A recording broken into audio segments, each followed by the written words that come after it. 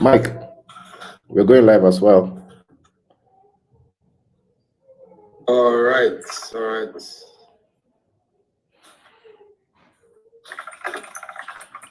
I don't know why I can't see the record button.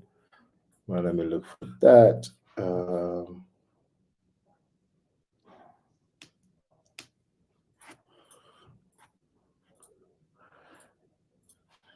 Where's the record button? Oh, recording. Oh, wait, it's been disabled while live. How come?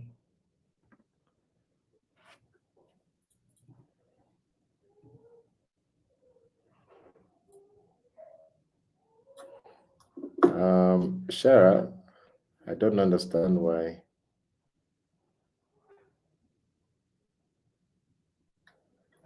This is weird. Can Sarah do it? You can start. I mean, okay, let's give a minute or two for guys to join in. Or she said she will. Okay. Maybe it's not on my side.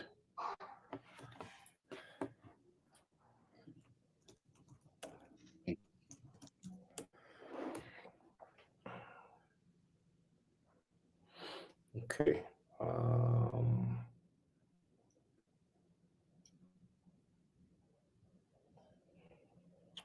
So yeah, I think I will leave stage.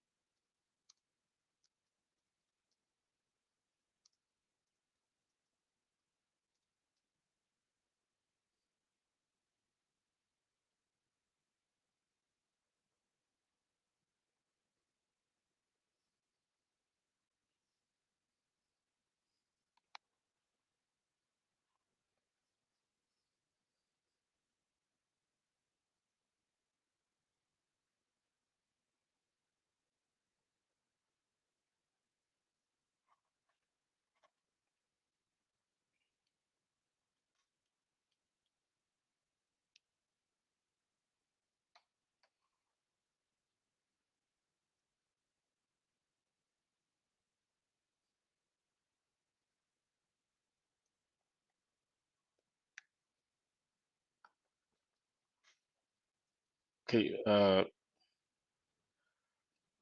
Good evening, everyone who is on the call.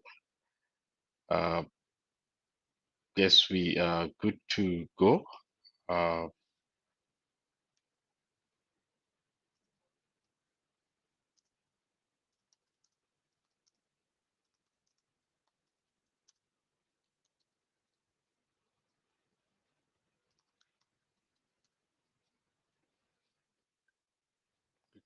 Let me put my screen.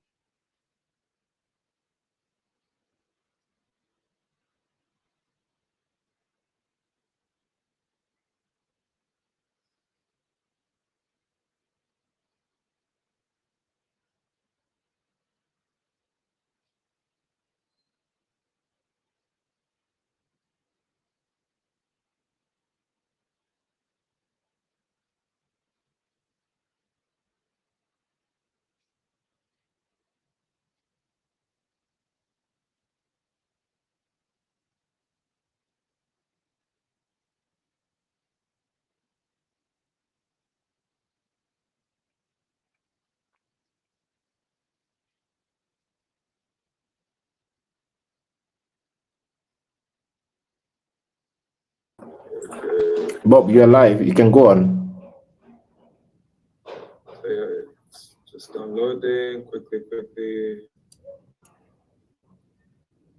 All right, so this is still loading. Okay, I think it's even done. So while this is still cloning, you want to install, you want to have Postman also.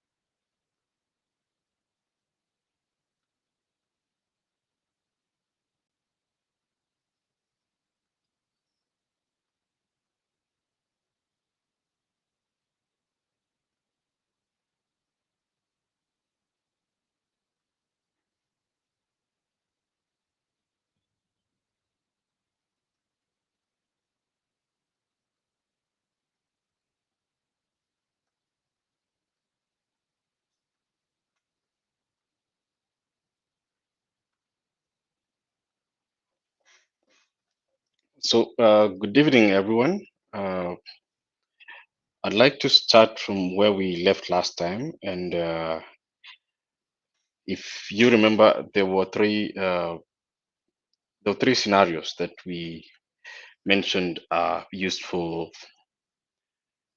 the application of threat intelligence in threat monitoring.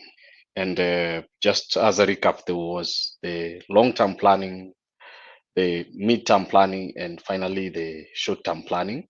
So today's practicals will be centered around that bit or those three areas.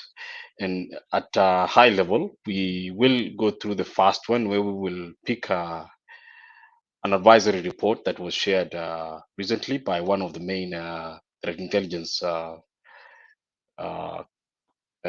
entities globally. And we look at how that report can be translated or can be made use of in a threat monitoring scenario for both long-term and medium-term use, for all three scenarios actually, for long-term, medium-term, and short-term use. And for that reason, we'll look at how to extract the long-term uses of that report. We look at the extraction of what we call techniques, tactics, and procedures from that report. And finally, we look at how to utilize those reports to generate detections, which is one of the short-term use cases. And for the medium-term practical, we'll also look at a sticks report that you can consume on any of the tools that you're using for detection. And these include SIEM platforms, IDS platforms, firewalls, and any other technology that is capable of consuming threat intel. And as a second part of the of this medium-term usage, I'll take you through a basic architecture that would allow you to consume this if you are subscribing to feeds from a threat intel provider. And finally, we will go through practical scenarios that you would be able to use this in the event that you are doing a review of an incident that has already occurred, so that you take those learnings and apply in your environment, especially if you are an incident responder.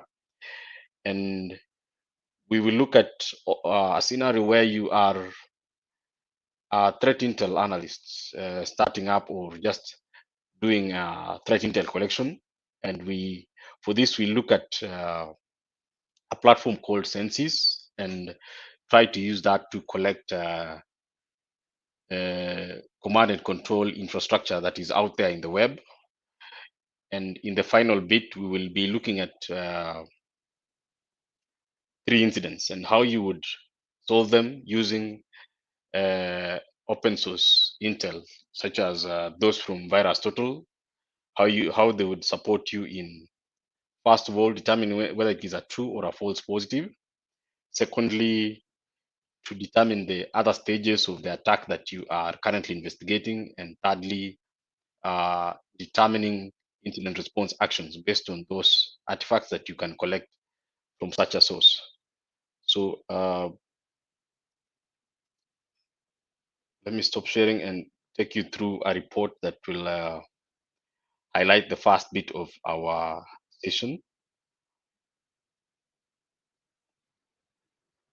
And do feel free to post on chat or send any comments if you are able to see or able to hear me. Do say hi. Anything just to encourage, because I can't get audio feedback. Oh, can you see the comments? Or you can see Yeah. the comment section on your side? I can see the comments. Okay. Thank you. They can't speak up unless they've been let in on the stage. So we have control over that. Okay. Okay, that's in order. For those asking, yes, this will be recorded, and we'll work to see how you get access to the recording afterwards. But let me again share my screen.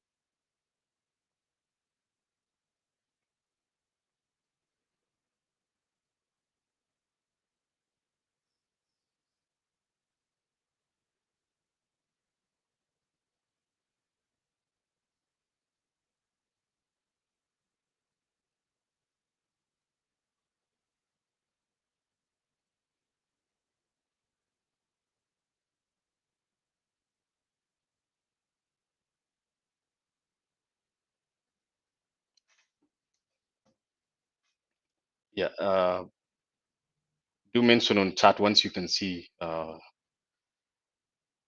my screen.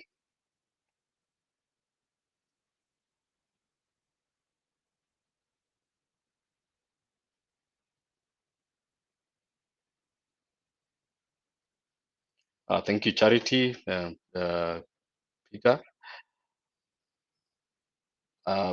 So I'm starting with one form of threat intelligence, which is intelligence reports shared by agencies such as what we have in Kenya, the KE, SAT, or in the US, you have the Cybersecurity and Infrastructure Security Agency, which is meant to provide intelligence on events that are occurring. And at a high level, this is a report talking about certain malware. So those are the things you would quickly pick from such a report. It describes a malware called AndroGhost, and it is associated with so you'll find here a summary of the report, the collectors of the information of this report, the contents that this report has, and one of them is IOCs, or indicators of compromise, and TTPs, or techniques, tactics, and procedures that were or are associated with an actor or threat actors that deploy this type of malware. So the report or the advisory comes in three parts. You have a PDF report that basically just repeats what you see in the HTML version. You have what we call a sticks file, or a sticks XML or JSON file, which you shall be able to interact with as we progress. And finally, at the bottom, as you go down the report, you see a portion that addresses the technical details of this attack or this malware. So for most reports, especially those targeted at use cases that support long-term use of threat intel in security monitoring, you will find that they have an overview detailing again the malware, the target infrastructure. So, okay. So there's the malware, there is the language it is built in. It is a Python scripted malware. It targets environments that have a .env file, so that means mostly cloud environments. And it is those are listed here as Amazon, AWS, Microsoft 365, SendGrid, and Twilio.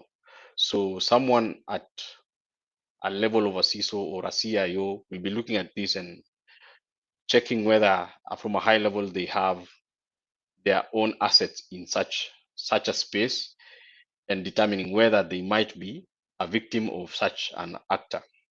Remember when we were discussing this, we looked at who these actors are, what capabilities have, and whether they might target us as a business or as an entity. So reading further into the report, it reveals a specific what do you call aspect that is targeted, and this is where you start looking for things like vulnerabilities or CVE details, specific components that are targeted. In this case, it's PHP, and frameworks that are also targeted. So I know this is meant to be a practical session, but yes, this is the practical aspect of it, where you are picking a report, analyzing to extract information that is either technical, operational, or tactical. So the tactical operations, the tactical information will, in most cases, appear at the bottom of these reports, and this is where you'll now start to find the specific indicators of compromise or other details that would be used by someone who is using this report for short-term purposes. I started with the long-term purpose, and this is where you look at the actor, the type of threat, and the type of the profile of the victims. So the actor, if you allow me to go back to the top of the report,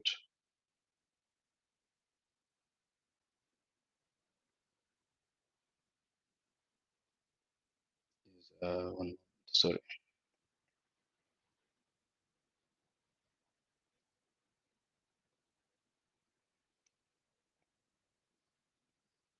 It says it's quite generic. It says it targets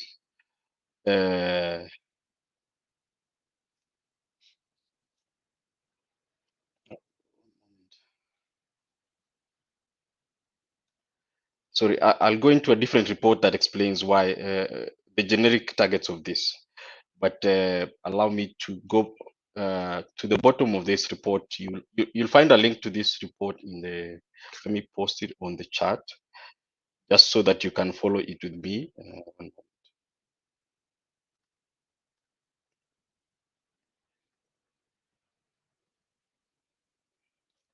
So,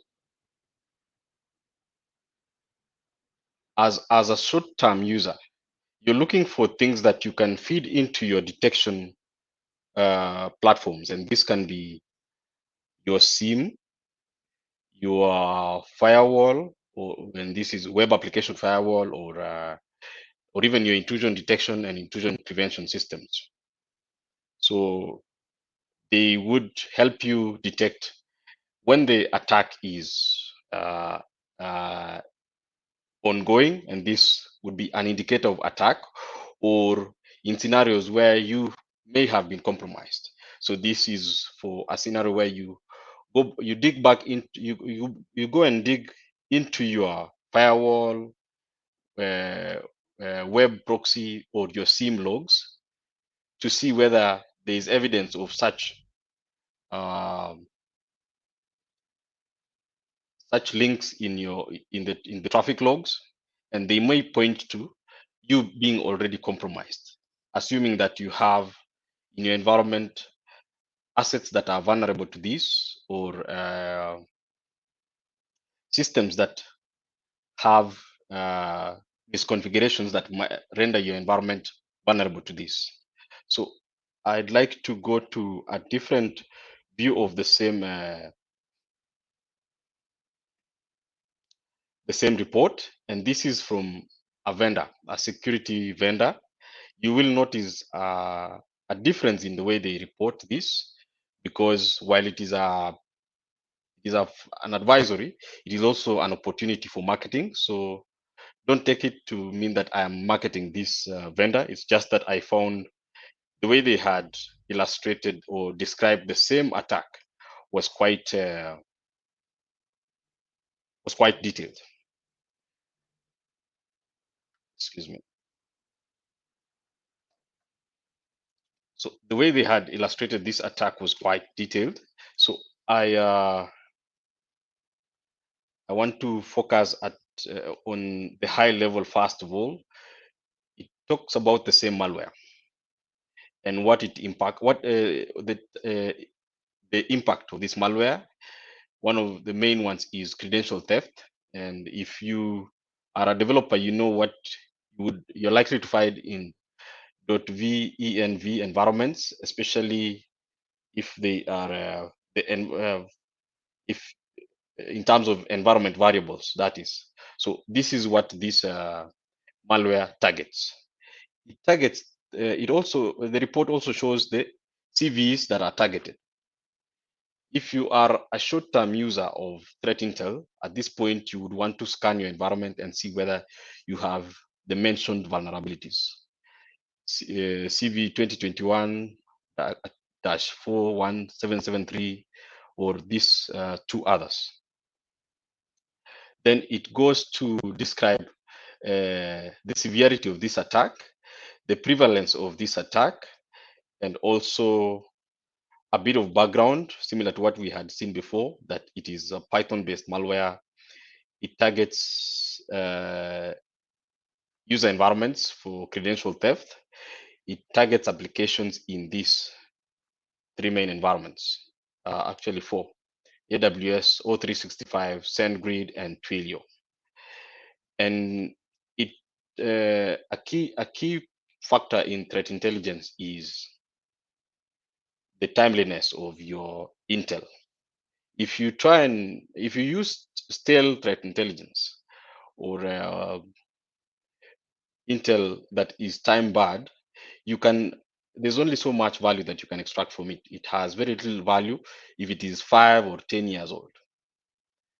The newer the threat intel, the more value you can get from it, because one, you most likely need to take action on it if it is very new intel, and two, if it is very new intel, it points to possible unpatched systems in your environment as a result of this system.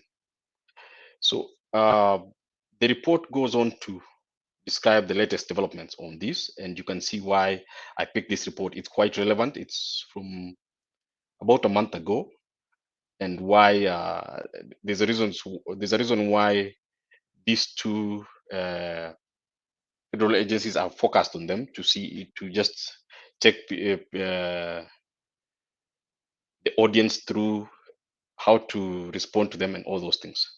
But from a user perspective, especially a short-term user, you have several things to do. First of all, you have an urgency to protect your assets, and this report shows how to protect them by listing out the tools that might help you from a delivery approach in terms of the kill chain. And as I said earlier, it is from a specific vendor, so you'll find them heavy on the specific products that they have, but you can replace these products with other vendor products for that matter. Then it goes kill chain after kill chain to show which ways to prevent, and after that, which ways to detect in the event that they bypass your tools, and afterwards, which way to respond to these incidents, because once you detect them, you need to take action on them. So these threat intelligence reports, if I'll go to the first one, I mentioned they come in several forms. There is the PDF report that you would see. There's a STIX report that you would see And this drives me to the next point in the practical sense. So I downloaded a STIX report in XML format. For those of you that have worked with SIEMs before, you know that most SIEMs platforms are able to take up Intel reports as form of extended in the form of extended markup language, and they follow a certain standard. So just to have us on the same page, STIX is a standard for sharing information across specifically threat intelligence information across communities. So if you are a short-term user, you can come here and download the STIX file and upload on your SIEM platform. I won't go into the SIEM platform I have here because it has client data, and I might inadvertently show some of our clients' data. But from a high level, if you were to get a report, you have the opportunity to analyze it in three different aspects. It's short-term use, it's long-term use, and it's medium-term use.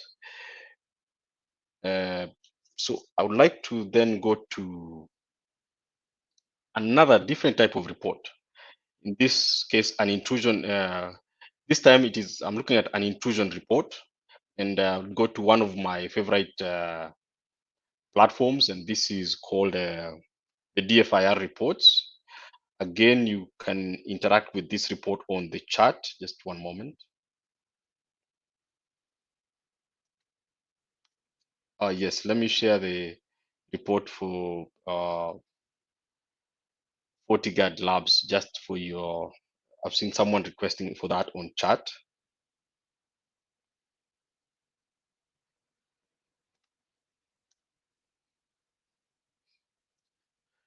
So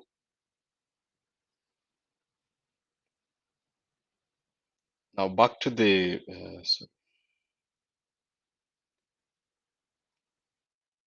back to the DFIR report itself.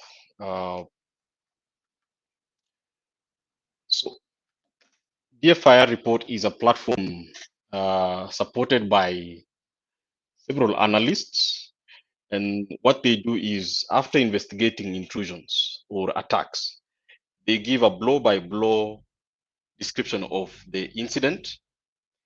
And the value from this is, first of all, you can extract the same or more or less the same things as the advisory from security agencies. Most of the use cases for the intrusion analysis reports is aspects such as first of all, it would help you if you are an incident responder to understand what to expect if you're dealing with a similar incident. And two, it helps you as a detection engineer to extract indicators of compromise and feed into your detection tools for threat monitoring purposes. So we're going to go into a bit of detail into an incident that occurred, I think last month, but the report came in on the 26th. So it's a really recent report, and it talks about a very unique attack where so you search for something and someone builds a site to respond to that, or takes their already existing site and does search engine optimization so that when you search for this, it appears on one among the top results, and when you interact with that page, you end up getting infected. So I'll take you through just at a high level, but at the same time, after this, you will be able to interact with these reports on your own very quickly. So at a high level, we have an intrusion report that for an incident that occurred on February. It says we detected an intrusion that was initiated by a user downloading and executing a file from an SEO poisoned search result, leading to a good loader infection.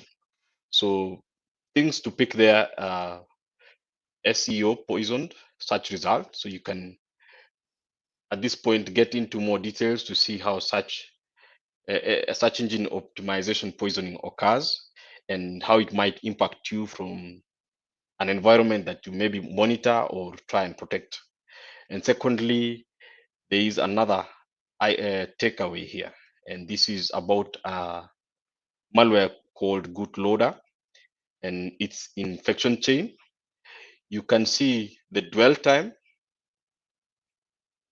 not the dwell time, the time between initial infection and execution, just to see how fast it goes across the kill chain. You can see the steps taken by the actor, including the tools that they deployed in the environment for remote access. And finally, you will be able to interact step by step with all the stages of the kill chain as far as this incident is concerned. So let's go to just the case summary again. It describes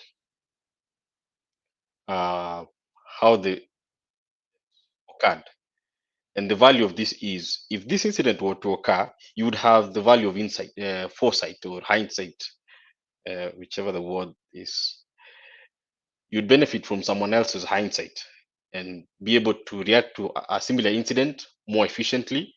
And this is from a daily operations perspective or a short-term use perspective for threat hunters, incident handlers, and detection engineers. So again, it describes how the user started. So there's a user that searched for a document called implied employment agreement. And we all know sometimes we need to build something, we need to create something. Let's say you need a template for creating an incident response plan. And you search online and you find the first document listed there. Maybe it's a .docs or a .pdf, and you download it thinking it's quite safe. This is how it would manifest in such a scenario. So when the user when the user searched this, on the results they saw a JavaScript file bearing a name similar to the initial search term. And maybe this user was not that keen, because yes, if it's a JavaScript file, you would definitely start getting concerned and all those things. But this user did not, and they clicked on it, and it downloaded and stored it in the user's app data folder. So another aspect that you pick or a takeaway. Now, immediately this occurred, it triggered a process to a malware that we now know as Bootloader malware. It triggered the execution process of this malware. And we have a bit of preview into how this works. So it creates a scheduled task, runs a newly created file that triggers on every time a user logs on, and it ends with the execution of an obfuscated PowerShell script. So there's a use of fileless malware in this infection chain. Once that is done, so this is helpful for you to get a blow-by-blow description of the incident from the moment it happens, the trigger or the initial access, all the way to the impact. So if you are a SOC manager or a lead for threat intelligence or lead for incident response, this bit is where you mine most of your information. The first aspect where you have a case summary describing in detail what the user was doing before the infection, what the infection chain of the malware is, and finally, what happens afterward from a MITRE kill chain perspective. I don't think time allows us to go into detail on this bit, but the advantage is they usually break down this report into different portions and with very good graphics. So the first graphic shows us initial access. And if you are an incident responder, then you know that for me to identify this, I'm looking at it from, I'll go to browser forensics and I'll be looking for URLs that tie certain such inputs from the user to actions that maybe point to file downloads and such things, just to match what the case summary explained. So as mentioned earlier, the user searched for the key terms, implied employment agreement. And they ended up with a JavaScript.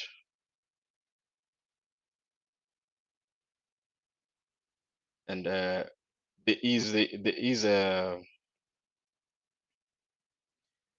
are links to previous reports, especially describing GoodLoader itself, which seems to target SEO or search engine optimization poisoning. So, and you will find more details around how this occurs. Now, after the first actions, the user, there's a download of these files into the user's computer in the download folder. There is a depiction of the progression of the attack. User such as implied employment agreement by Google search, and the poison results result in a zip file that has JavaScript. And once that is done, it leads to another process in the execution stage of the of the infection chain. So if I am an incident responder, this is how I interact with a threat intel report from an intrusion perspective. I come to pick all these stages, and if I suspect that, or if I have done initial analysis and it shows that my user got infected in the same way, instead of doing shot in the dark type of investigation, I can review this report and do targeted investigation, knowing that I'm looking for a zip file, I'm looking for this following parent processes, I'm looking for the following PowerShell executions, and in so doing, I save myself and my team a lot of time in investigating such things. So please, after this, ensure that you interact with this report and other reports on DFIR report, because it has a lot of value from it's a gold mine for a threat intel analyst, an incident responder, and an intrusion analyst. All those would gain great value in this within a very short time. It's a report that is usually packed with a lot of information. So there are sections to serve different purposes. This graphic here is most useful if you are an incident responder and you're trying to get a mental image of what you need to be looking for, how you should proceed with the investigation, and even generating hunt queries for the different stages of the kill chain.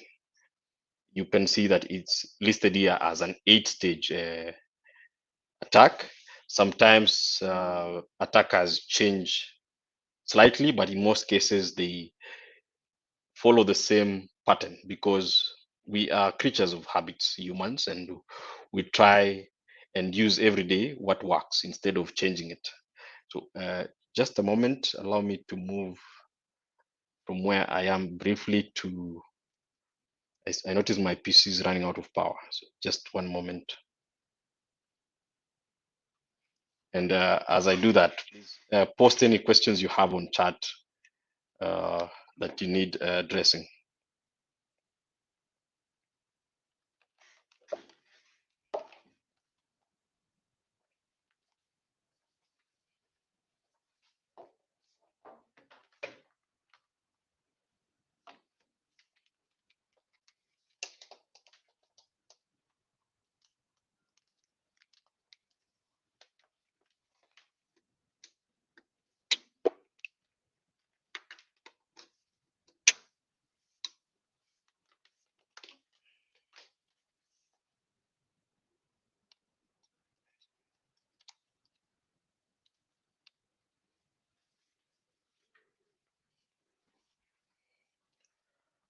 I don't see any questions of the chat. Is it that clear?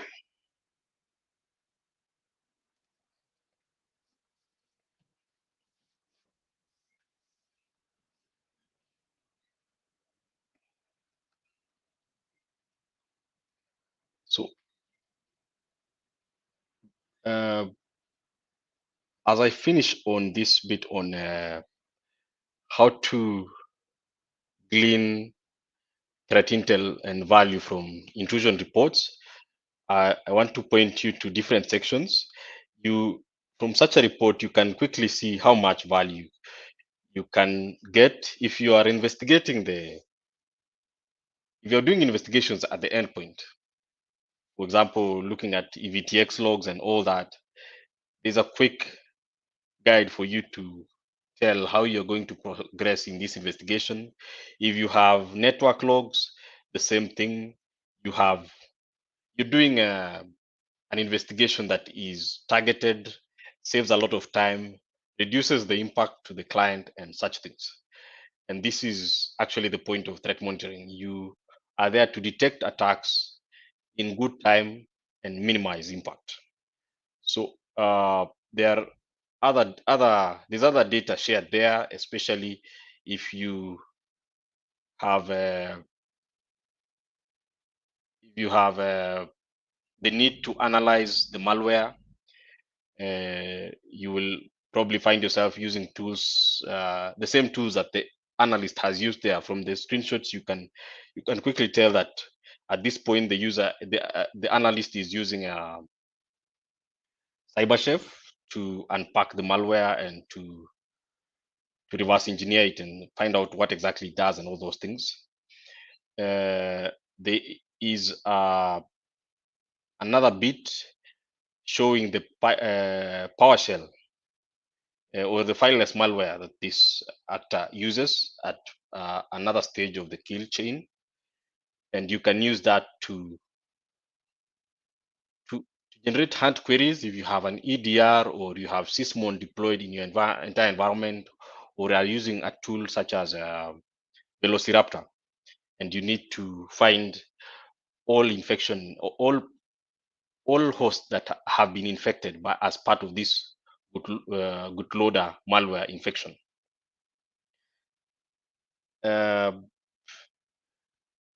Yes, I think I'll stop at that and move to the next item in our analysis. And this assumes that you are a cyber threat intelligence analyst and you are looking out there for possible command and control infrastructure. So one of the tools I use a lot is it's called Sensis, and you shouldn't limit yourself to the tools that you can use. You can achieve the same results with Shodan and so many other tools. But for the sake of simplicity and because we have little time, I want to show you a simple trick that ends up with a lot of an information minefield for you. So let me post the link on the chat for those that have not interacted with Sensis before.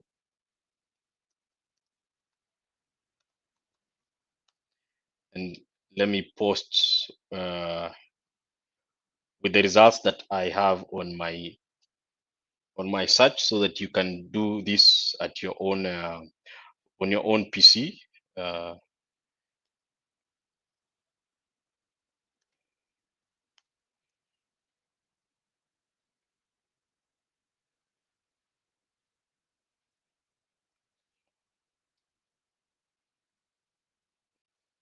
So Sensis is how do I describe it? So it is an equivalent of Shodan for those that have worked with Shodan. It crawls the web and profiles any asset that is connected to the web, regardless of what that asset is.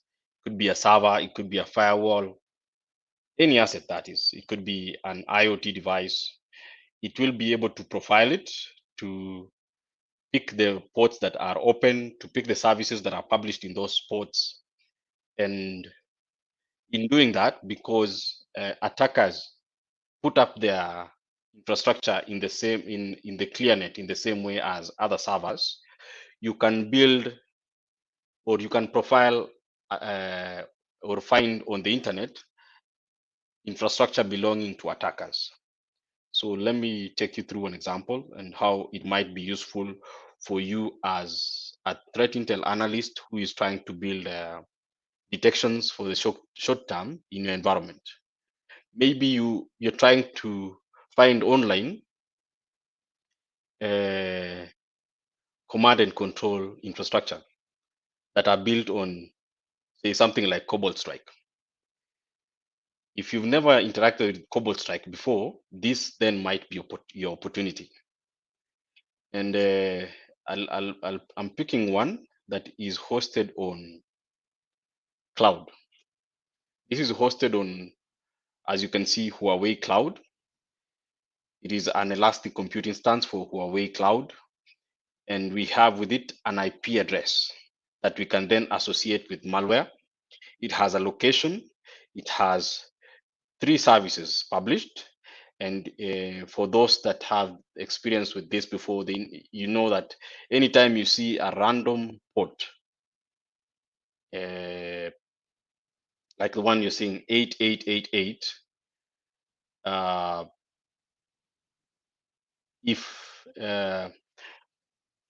so let me go a few steps back.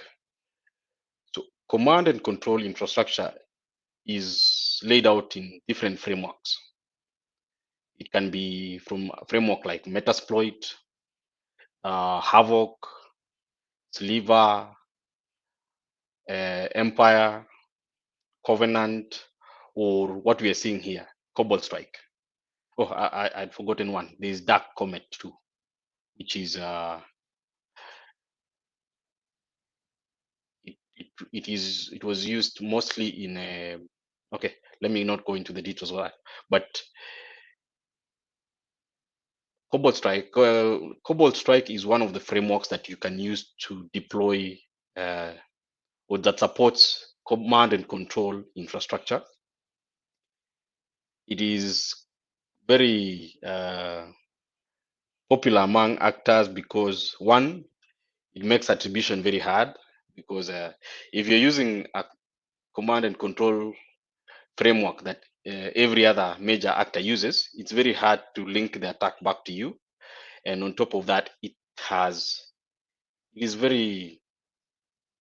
malleable. It's easy to change to suit what you want it to look like, so much that it's very hard to profile.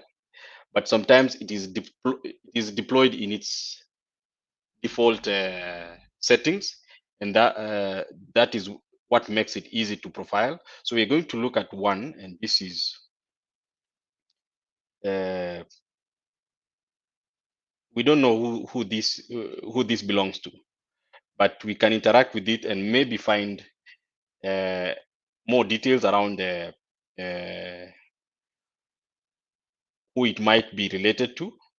So it will be very hard to find exact information on who it belongs to. But if your goal was to identify any random C2 infrastructure, and specifically Cobalt Strike, this is the first step, where you pick.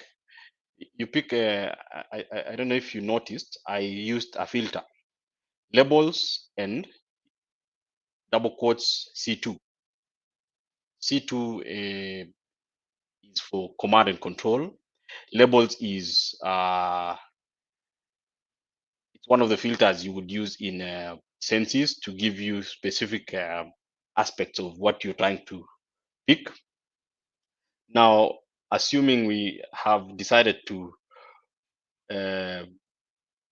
drill down on this specific one, seeing that it is hosted on a rarely deployed cloud, and it has two services publishing Cobalt Strike, we can interact with it. from this platform, not directly.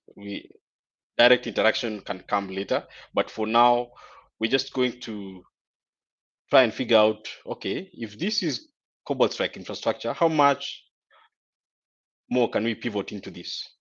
And the advantage of this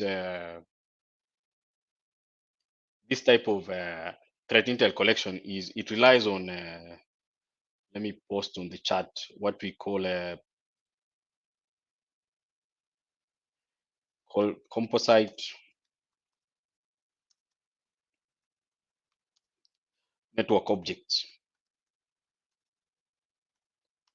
And this you can refer to later as part of your research. But at a high level, for every IP out there, there is a domain linked to it. There is a registrant for that domain. There is an appliance that it is linked to. It can be, say, a server. That server will have some certain operating system. And in that operating system, there will be a number of services deployed there. It can be anything as simple as an Ubuntu server with Apache deployed in its default setting. When you do that and publish on the internet, it generates what we call a signature or a fingerprint. So this is used for both good and bad purposes. For good purposes, you can use this signature to profile or to identify, for example, all servers that belong to Microsoft or all servers that belong to Facebook or Instagram or WhatsApp. You'll notice they have the same signatures because they are deployed through a robotic process. They are deployed in an automated manner. It could be using something like okay, I'm forgetting. There are different ways you could deploy that. That very automation that makes things easy is sometimes bad for threat actors because they make it easy to identify all their infrastructure because of the similar nature of all the infrastructure. They open the same ports, they are using the same operating system. If it's Ubuntu 22.04, long-term support and such things. And then they deploy in the same applications. When they publish them, it generates a fingerprint that is visible across the board. So if I want to see, for example, other systems that are deployed in the same manner for as this actor that we have noticed is signed as a command and control, I would just interact with any of these two signatures, which is the JAM or the JAR3S signatures. They are very, very specific. So let me just interact with one of them and in a separate tab just for you to see what value this brings. So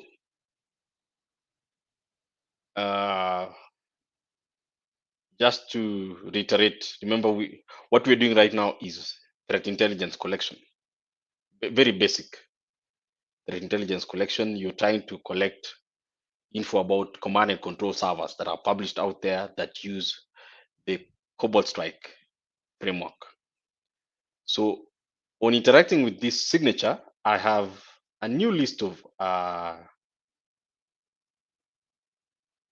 servers with different operating systems, with different ports open and different services supported and also registered with different ISPs. And if I go deeper, I'll find maybe they have links to domains that are registered with different what do you call different registrants. It could be GoDaddy or it could be some other. So this was the JAM fingerprint. Now, if I'm using the JAR3S fingerprint, it gives me a different set of results too. It shows me assets that are published online that have different ports open. At present, I'm still not sure whether they are all command and control infrastructure, but I can continually keep filtering. And I know some of you might be asking why I did not ask you to install certain tools before we start this. Because when you get into threat intelligence gathering, you'll find yourself using Excel a lot. It is your primary tool for doing threat intelligence analysis, and afterwards doing additional data correlation qualifications to see whether the way you're analyzing your data is biased or not. So I see we have 4 minutes left. I want to go to one last interaction, and this is assuming you are an analyst in a security operations center and you've received a hash file that is suspicious from your EDR. And please try and connect this to the presentation we had around how to do threat intelligence monitoring. Remember, your SIEM tools will take logs from your endpoint detection and response tools, and some of these will be file hashes. So sometimes you'll receive a file hash that you, on its own, you can't tell whether it's valid or not. But if you can find, there's so many resources online that you can use to qualify whether this is a true or a false positive. And one, they're all classified as reputation engines or platforms. One of the best ones is VirusTotal. One, because of the amount of data it has, and two, because of the use cases that it supports. It supports scenarios where users analyze and send or update comments or based on how they find, and this is where you'll find in the community section. It gives you a full round analysis of an incident. It tells you whether you are the first one to interact with that file, and if that is the case, chances are you are dealing with malware. If you're the only one that, if it's a 3-day-old file and you are the only one that has interacted with it, there are chances you're dealing with malware. And I keyword chances. It's not always the fact. So you will find in other scenarios that, as you can see here, it is being reported to have been detected by several anti-malware engines, and you'll find the report at the bottom why it is being detected. It is being listed as a Trojan, as a backdoor, and it shows the systems it impacts, and you can see that it is a Linux Trojan or a Linux backdoor. And when you come to details here, you can find rule sets that would help you to detect this in your environment. And you can see the authority of those rule sets. If you see it coming from this this person here, he's quite reliable. This is a security researcher called Florian Roth, who builds signatures, especially for emerging vulnerabilities and malware that exploits those vulnerabilities. So the file hash is not an end in itself. It is associated with a certain malware, which has certain capabilities, which is supported by certain infrastructure. And you can come here and find more about it, such as the, okay, I can't see here, but usually on this page for details, you would be able to find the IP addresses that it has been linked to. But let's see whether it's linked in relations. Still nothing, but several other file hashes that you can import into. If you are an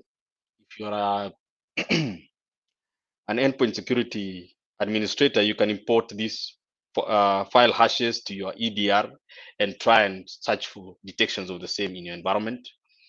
Sometimes you can get information that supports behavioral analysis, but in this case we don't, because all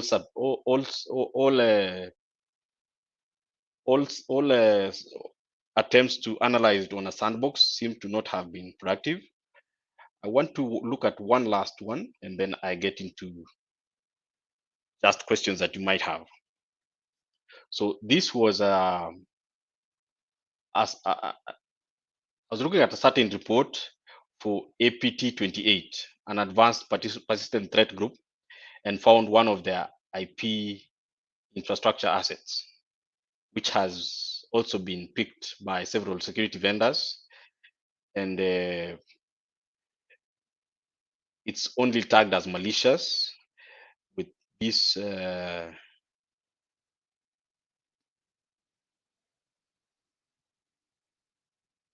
think crowdsourcing, describing it as part of APT 28 infrastructure. So let me pick one last one just to show you the value of, say, a report that you get on VirusTotal and how you can use it in an incident response scenario.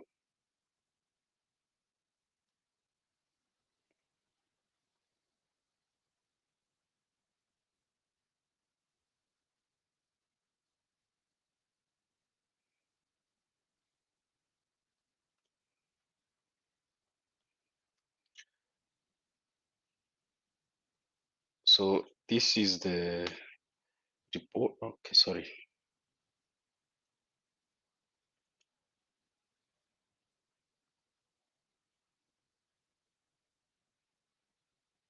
For some reason, that link is not working. Let's see.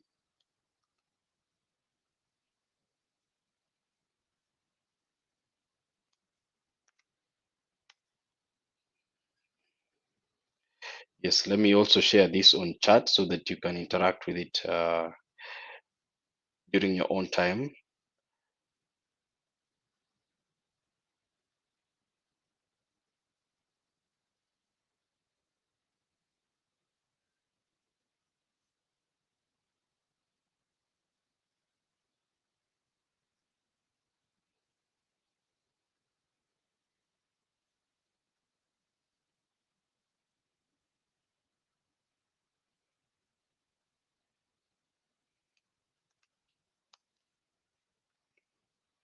So the assumption I'm making is that you're managing your network and you find one of your users has opened an email, has found a file with a hash computed there.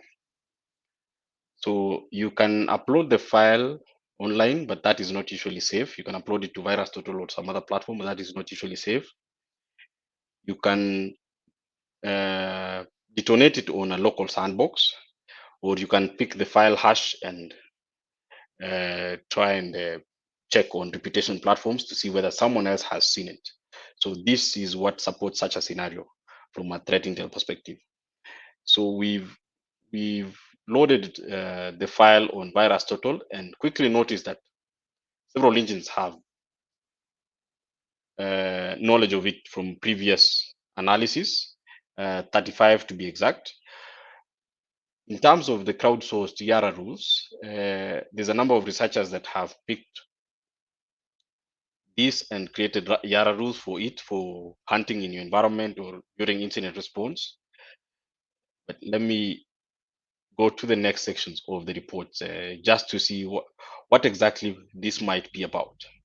So we learned that this is a Trojan that tries to exploit the CVE 2022.30190, and as is listed by several antivirus detection engines. Secondly, we get additional details about the file hashes and other names it might have. And we also find the associated infrastructure for these files. We have a number of IP addresses. We have domain registrants. We have historical information as far as this file is concerned, how many times it has contacted other, or how many different related files that are part of the same attack, which we can attribute or we can assume is a phishing attack that comes with a loaded Word document or some other file type, but is loaded with a Trojan that exploits the vulnerability listed there. So with this information, you can progress to the rest of the information of the investigation. If you are a level 1 analyst, yes, you have notes to make. You have one, done quick triage and confirm that yes, there might be an incident here about phishing, and the related information is this and this. These are the IPs it might have contacted. This is the vulnerability it might have exploited, and you escalate it to a level 2. If you are a level 2, you are looking at this report and also looking at associated reports.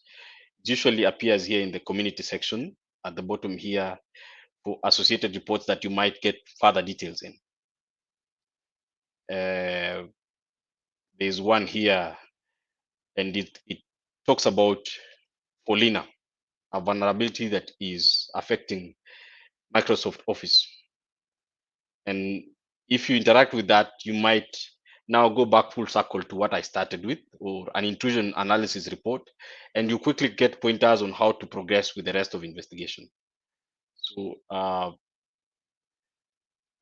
unfortunately, because of time, that's it for today. This was a very wide topic. We had to tackle threat monitoring and threat intelligence and put them together. Both are topics you could handle for years. Combining them means there's only so much level you can go in depth, but I hope I have given you an idea of how to go through this at a high level. And that is the end of the presentation. So like to hear if you have any questions, and just maybe I'll start with the questions on chat. So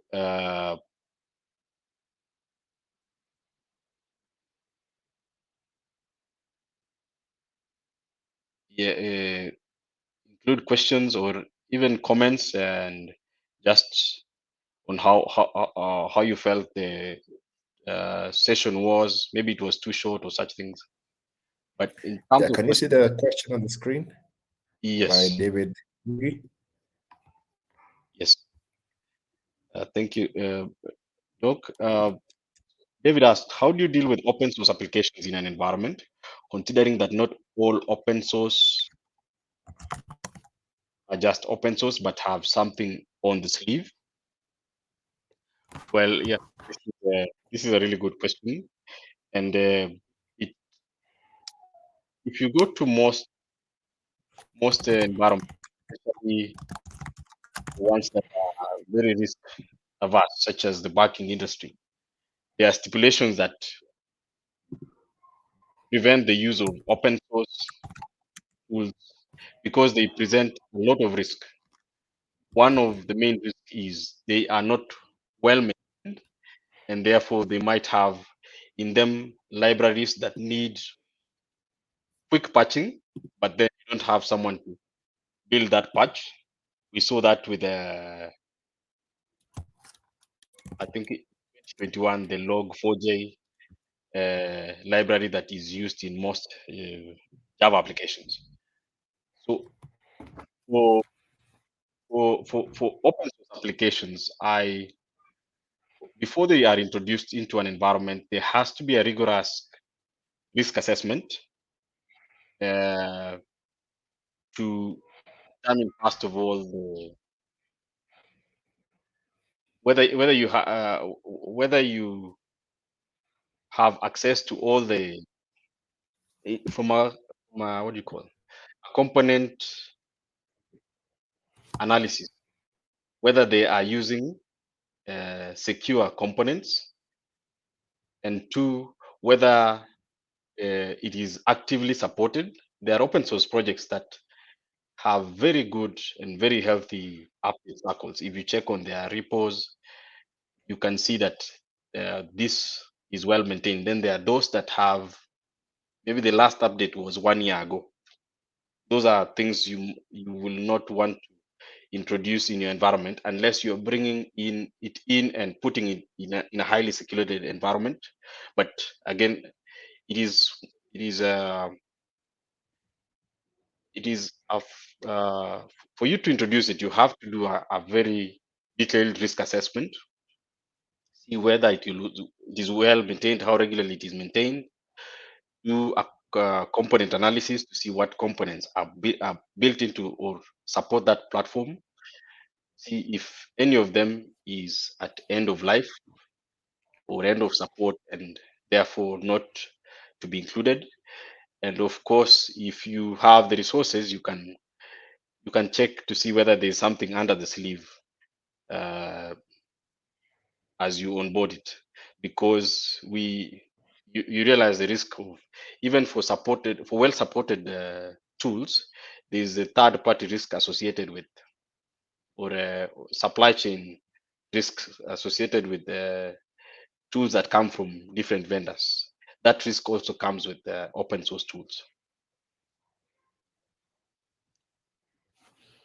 Okay, gotta remove that.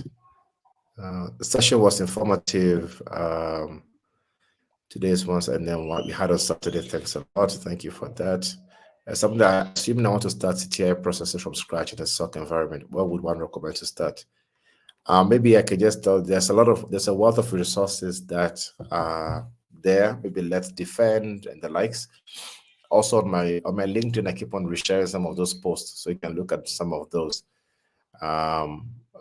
places. There's quite a lot of information out there, but it's good to research first before you even start to do that. Robert, I don't know if you have any insight on that. Yeah, I am posting what advised my journey into CTI. There's a trainer called Kati, and she shares a very detailed journey with FAQs on how to get started. I've just posted it on chat. You can interact with it. You can also, you can, of course, link with people who have walked that journey and support you, because not everyone's journey is the same. They are different scenarios. Yeah, that's true. All right. Maybe the last question so that we can release you. I see a question from where the threat has been uncovered previously undetected threats.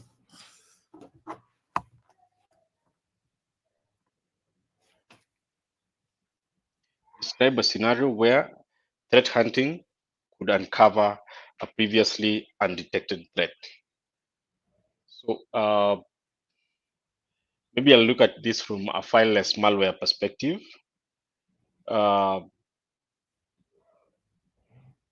Threat hunting, when doing threat hunting, you usually look for scenarios that are not currently supported in your threat detection pipeline. That is your detection rules, your user identity, behavior analytics, and all that. You are looking for a scenario which is very rare or very, very random. Like the first time WScript or Dr. Bright's favorite, BitsAdmin, calls to the internet directly for a resource that looks very weird. Sometimes you pick such a scenario and it can be from other, there's so many other libraries, Satutil, and so many others that are usually targeted by actors to use the locally or native tools to execute malware. So it's you're looking for such scenarios, and in most cases you generate random queries. The first query is look for all. So assuming you have in your network agents on your hosts, and on the same host you have something like Sysmon, which then allows you to search for all logs that are coming from Sysmon and reduce the query to give you all logs that point to network connections, and then filter the query to give you results from the most common to the least common, to the most rare. then look at the 10 most rare connections, and this might lead you to an attack that you would not have seen depending on if you're depending on your own logging. And that has helped us in so many scenarios because you look for those things that don't normally happen, and out of that you quickly tell, yes, this is suspicious. Why is Satutil connecting to the internet? Why is parent process of the WinLogon different from the normal ones? Or why is elsas.exe?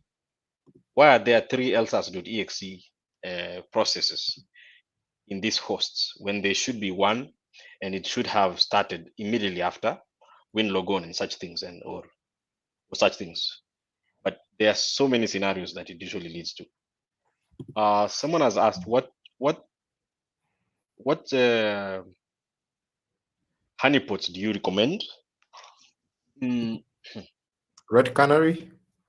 Red Canary. No. Things. Yeah, Canary itself is Canary also that's a very good one. Yes, Things Canary because of ease of deployment. There's also there's a honeypot aspect that you can take advantage of from Security Onion, but it's a lot more complex to deploy and requires more resources. Yes, but there's plenty. My favorite is Things Canary because of how malleable it is. I can make it a credential. I can make it anything I want it to be, a database, just about anything. Yes. Yeah. Somebody's asking if how do you call it? How we can access these details. We are going to be creating a new Africa Hack on YouTube page. We'll be sharing all of those details. So we'll share all the presentations, all the sessions that happen over the weekend.